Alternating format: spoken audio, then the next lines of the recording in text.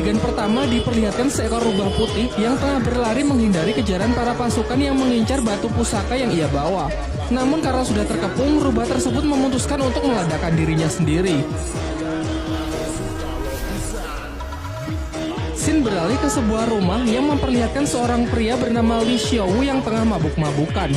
Hal ini karena pada 6 tahun yang lalu ia gagal mengalahkan petarung dari klan lain dalam sebuah turnamen antar klan yang membuatnya depresi selama bertahun-tahun. Putranya yang masih kecil bernama Lindong berlari keluar sembari mengingat masa lalu dari sang ayah pada 6 tahun silam. Pada waktu itu, ayahnya bertanding di final turnamen melawan Ling Langqian, seorang petarung yang terkenal sangat kuat dari klannya. Namun ayahnya yang memikul harapan besar sayangnya bisa dikalahkan hanya dengan sekali serangan saja.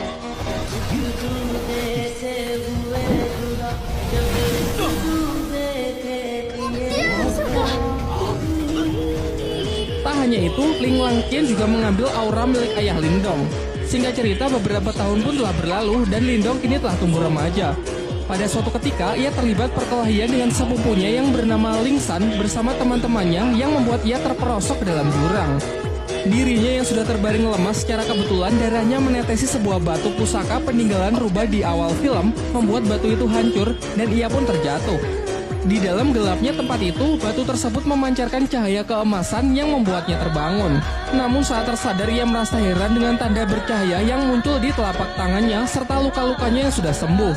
Saat ia pulang, adiknya yang bernama Qing Tan datang untuk mengajaknya bermain karena tak bisa tidur. Seusai bermain, ia juga langsung pergi. Saat Lindong terlelap tidur, kejadian aneh pun terjadi kembali. Ia bermimpi berada di sebuah dimensi biru gelap yang banyak terdapat pohon bambu. Saat ia masih kebingungan, tiba-tiba ia diserang sosok misterius yang perawakannya sangat mirip dengannya. Pertarungan pun tak terhindarkan, yang memperlihatkan kekuatan mereka benar-benar seimbang.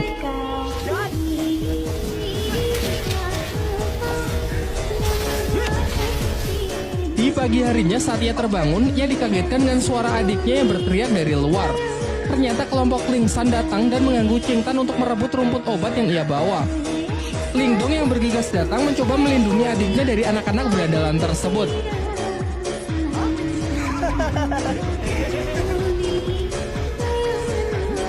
Diperlihatkan kemampuan Lindong yang sudah meningkat pesat mampu menangkis seluruh serangan dari Ling San.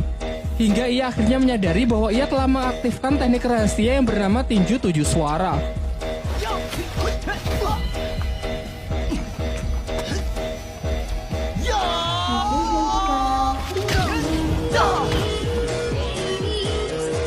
Untung saja pertarungan yang semakin